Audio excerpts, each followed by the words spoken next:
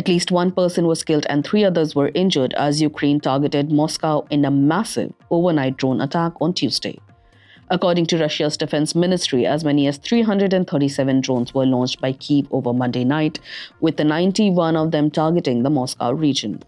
The attack, possibly the largest by Ukraine since the start of the war, sparked fires across Moscow and forced the suspension of train and air travel, authorities said.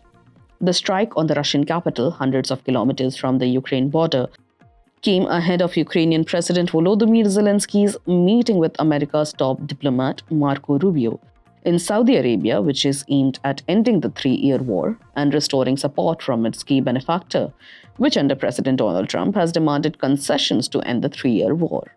Russia's defense ministry said its military downed a total of 337 Ukrainian drones, including 91 over the Moscow region and 126 over the Kursk region, where Ukrainian forces have been pulling back.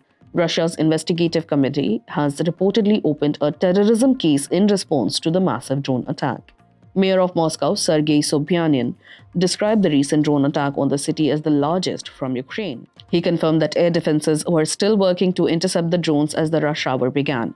Moscow and its surrounding region, which has over 21 million people, is one of Europe's largest urban regions.